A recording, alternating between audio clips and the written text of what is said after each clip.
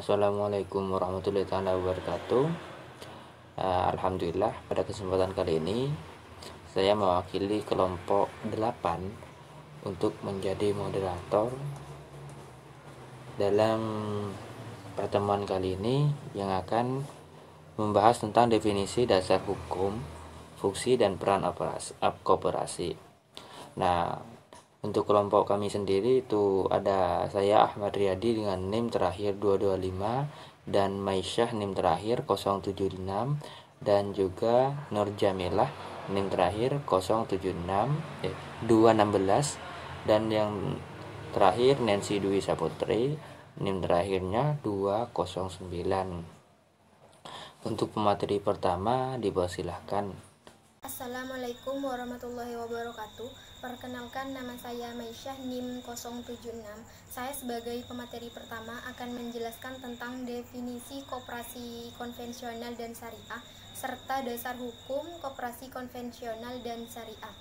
Yang pertama, saya akan menjelaskan tentang definisi koperasi konvensional. Menurut Calvert, koperasi adalah organisasi yang beranggotakan orang-orang yang berupaya atas dasar kesamaan untuk mencapai tujuan ekonomi masing-masing. Menurut Caniago, memberi definisi koperasi sebagai perkumpulan yang beranggotakan orang-orang atau badan hukum yang memberi kebebasan masuk dan keluar sebagai anggota dengan bekerja sama secara kekeluargaan.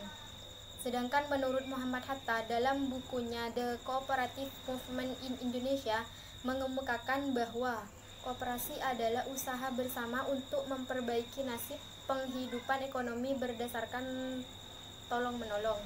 Menurut beberapa pengertian di atas, dapat disimpulkan bahwa koperasi adalah suatu badan usaha yang beranggotakan orang-orang atau kumpulan dari beberapa koperasi yang merupakan tata susunan ekonomi sebagai usaha bersama berdasarkan asas kekeluargaan.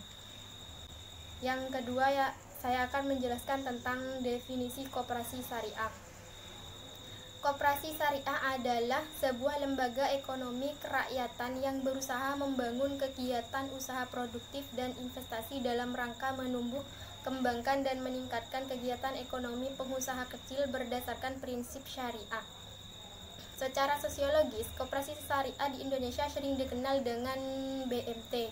Karena dalam realitasnya, koperasi syariah banyak yang berasal dari konversi BMT. Namun sebenarnya ada perbedaan antara koperasi syariah dan BMT, yaitu terletak pada lembaganya. Koperasi syariah hanya terdiri dari satu lembaga saja, yaitu koperasi yang dijalankan dengan sistem koperasi simpan pinjam syariah. Sedangkan pada BMT terdapat dua lembaga, yaitu diambil dari namanya, Baitul Mal yang artinya lembaga zakat dan At-Tamwil yang artinya lembaga keuangan syariah. Artinya, jika ada koperasi simpan pinjam syariah yang dijalankan dengan dua lembaga sebagaimana tersebut di atas, berarti disebut BMT. Dan yang hanya menjalankan koperasi simpan pinjam syariah saja tanpa lembaga zakat disebut koperasi syariah. Yang ketiga, saya akan menjelaskan tentang dasar hukum koperasi konvensional. Landasan hukum koperasi Indonesia adalah pedoman dalam menentukan arah, tujuan, serta kedudukan koperasi terhadap pelaku ekonomi. Dalam Undang-Undang Nomor 25 Tahun 1992 disebutkan bahwa koperasi di Indonesia mempunyai dua landasan hukum. Yang pertama yaitu landasan idil. Sesuai dengan bab 2 Undang-Undang Nomor 25 Tahun 1992, landasan idil koperasi Indonesia itu adalah Pancasila. Dan yang kedua yaitu landasan strukturil. Pada bab 2 Undang-Undang Nomor 25 Tahun 1992 tersebut bahwa landasan strukturil koperasi Indonesia adalah Undang-Undang Dasar 1945. Dasar hukum koperasi konvensional yang terkandung dalam undang-undang antara lain yang pertama, yaitu Undang-Undang Nomor 25 Tahun 1992 tentang perkoperasian. Yang kedua yaitu Peraturan Pemerintah Nomor 4 Tahun 1994 tentang persyaratan dan tata cara pengesahan akta pendirian dan perubahan anggaran dasar koperasi. Yang ketiga yaitu Peraturan Pemerintah Nomor 17 tahun 1994 yang mengatur tentang pembubaran koperasi oleh pemerintah. Yang keempat yaitu Peraturan Pemerintah Nomor 9 Tahun 1995 yang mengatur tentang pelaksanaan kegiatan simpan pinjam oleh koperasi.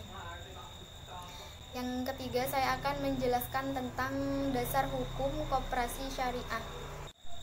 Koperasi syariah menggunakan Peraturan Menteri Negara Koperasi dan Usaha Kecil dan Menengah Republik Indonesia Nomor 35/PR-M/KUKM/Angka Romawi 10 tahun 2007 tentang pedoman standar operasional manajemen koperasi jasa keuangan syariah dan unit jasa keuangan syariah. Landasan koperasi syariah antara lain: 1. Koperasi syariah berlandaskan Pancasila dan Undang-Undang Dasar 1945. Yang kedua yaitu koperasi syariah berasaskan kekeluargaan. Yang ketiga, koperasi syariah berlandaskan syariah Islam, yaitu Al-Quran dan As-Sunnah. Beberapa peraturan pemerintah dan peraturan menteri terkait yang mengandung tentang dasar hukum koperasi syariah saat ini. Yang pertama yaitu Peraturan Pemerintah Republik Indonesia Nomor 9 Tahun 1995 tentang pelaksanaan kegiatan usaha simpan pinjam oleh koperasi. Yang kedua, Keputusan Menteri Negara Koperasi dan UKM Republik Indonesia Nomor 91/M.KUKM/Angka Romawi 9 tahun 2004 tanggal 10 September 2004 tentang petunjuk pelaksanaan kegiatan usaha koperasi jasa keuangan syariah. Yang ketiga yaitu Peraturan Menteri Negara Koperasi dan Usaha Kecil dan Menengah Republik Indonesia Nomor 35.PR-M/KUKM/Angka Romawi 10 tahun 2007 tentang pedoman penilaian kesehatan koperasi jasa keuangan syariah dan unit jasa keuangan syariah. Sekian penjelasan dari saya, kurang lebihnya saya mohon maaf. Wassalamualaikum warahmatullahi wabarakatuh. Assalamualaikum warahmatullahi wabarakatuh. Nama Nancy Dusa Putri, saya dari kelompok 8 akan menjelaskan tentang fungsi dan peran koperasi konvensional dan koperasi syariah. Yang pertama yaitu fungsi dan peran koperasi konvensional. Menurut pasal 4 Undang-Undang Nomor 25 Tahun 92, fungsi dan peran koperasi adalah yang pertama yaitu membangun dan mengembangkan potensi serta kemampuan ekonomi anggota pada khususnya dan masyarakat pada umumnya untuk meningkatkan kesejahteraan ekonomi dan sosial. Yang kedua, berperan serta secara aktif dalam upaya mempertinggi kualitas kehidupan manusia dan masyarakat. Yang ketiga, memperkokoh perekonomian rakyat sebagai dasar kekuatan dan ketahanan perekonomian nasional dengan koperasi sebagai soko gurunya. Yang keempat, berusaha untuk mewujudkan dan mengembangkan perekonomian nasional yang merupakan usaha bersama berdasarkan atas asas kekeluargaan dan demokrasi ekonomi. Selanjutnya yaitu fungsi dan peran koperasi syariah. Koperasi syariah mempunyai fungsi dan peran dalam menjalankan roda kegiatannya untuk kepentingan anggotanya. Koperasi syariah berfungsi dan berperan yaitu pertama, membangun dan mengembangkan potensi dan kemampuan anggotanya serta masyarakat pada umumnya. Yang kedua, memperkuat kualitas sumber daya insani anggotanya agar menjadi lebih amanah, profesional, konsisten, konsekuen di dalam menerapkan prinsip-prinsip ekonomi Islam. Yang ketiga, membangun dan mengembangkan potensi dan kemampuan anggota pada khususnya dan masyarakat pada umumnya guna meningkatkan kesejahteraan sosial ekonominya. Yang keempat, memperkuat kualitas sumber daya insani anggota agar menjadi lebih amanah, profesional atau fatonah, konsisten dan konsekuen atau istiqomah di dalam menerapkan prinsip-prinsip ekonomi Islam dan prinsip-prinsip syariah Islam. Yang kelima, berusaha mewujudkan dan mengembangkan perekonomian nasional yang merupakan usaha bersama berdasarkan asas kekeluargaan dan demokrasi ekonomi. Keenam, sebagai mediator antara penyandang dana dengan penggunaan dana, sehingga tercapai optimalisasi pemanfaatan harta. Yang ketujuh, menguatkan kelompok-kelompok anggota sehingga mampu bekerja sama melakukan kontrol terhadap koperasi secara efektif. Yang kedelapan, mengembangkan dan memperluas kesempatan kerja. Yang terakhir yaitu menumbuh kembangkan usaha-usaha produktif anggota. Sekian dari saya. Wassalamualaikum warahmatullahi wabarakatuh. Assalamualaikum warahmatullahi wabarakatuh. Saya Nur Jamila, NIM 216. Di sini saya sebagai pemateri ketiga akan memaparkan perbedaan koperasi konvensional dengan koperasi syariah. Yang pertama, sistem bunga. Pada koperasi konvensional ini menerapkan sistem bunga yang diberikan kepada para peminjam atau nasabah sebagai wujud dari keuntungan koperasi. Sedangkan pada koperasi syariah ini tidak menerapkan sistem bunga, melainkan sistem bagi hasil, di mana sistem bagi hasil ini untuk nasabah yang meminjam dana sebagai keuntungannya. Yang kedua, aspek pengawasan. Pada koperasi konvensional, pengawasan hanya berfokus pada kinerja pengelolaan koperasi saja, yang artinya bahwa koperasi konvensional ini hanya diawasi kinerjanya saja oleh para petugas dalam pengelolaan koperasi. Sedangkan pada koperasi syariah, pengawasan tidak hanya berfokus terhadap kinerja yang berlandaskan prinsip syariah Islam saja, tapi kejujuran dari para pihak koperasi serta aliran dana dan pembagian hasil pun juga sangat diperhatikan dalam pengawasan ini. 3. Penyaluran produk.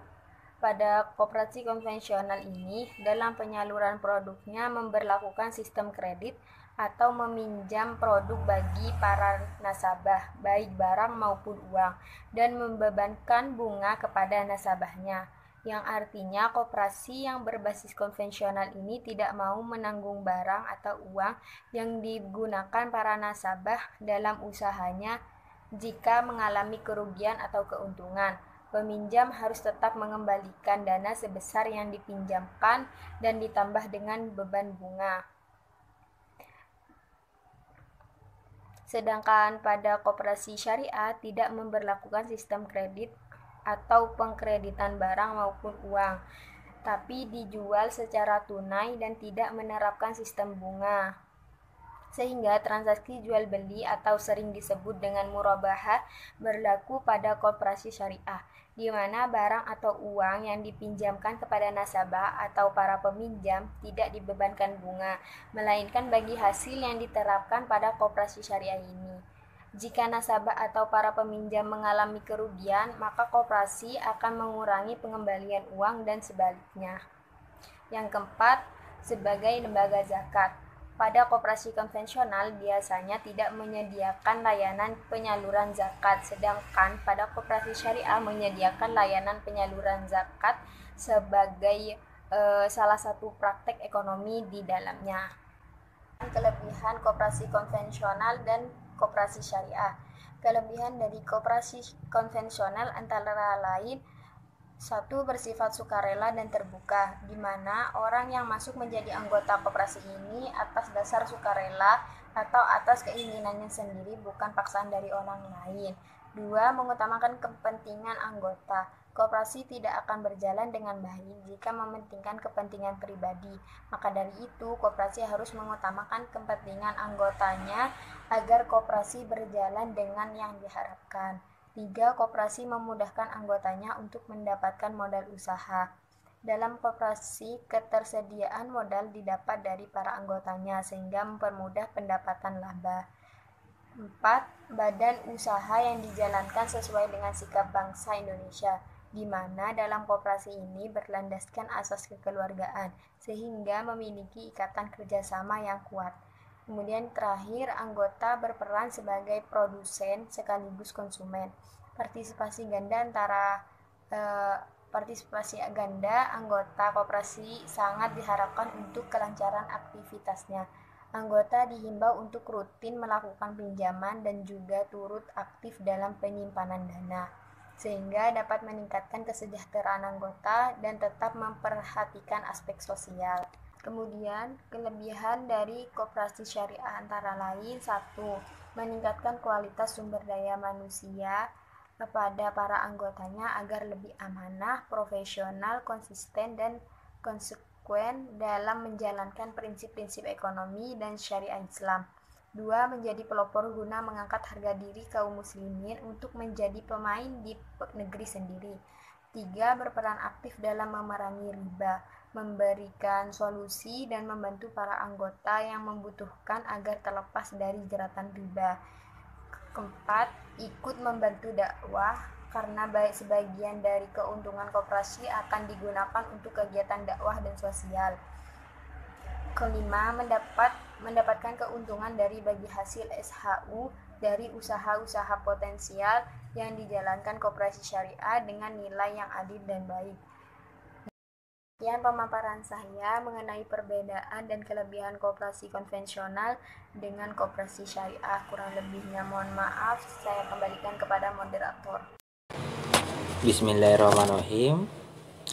Nah, untuk materi selanjutnya yaitu saya sendiri yang akan menjelaskan kekurangan dan kekurangan koperasi konvensional dan koperasi syariah. Nah, untuk kekurangan dari koperasi konvensional antara lain, yang pertama pihak tenaga kerja yang tidak profesional dalam mengelola dengan pengelolanya, itu mengakibatkan kerjasama yang buruk. Namun beda dari segi prinsip.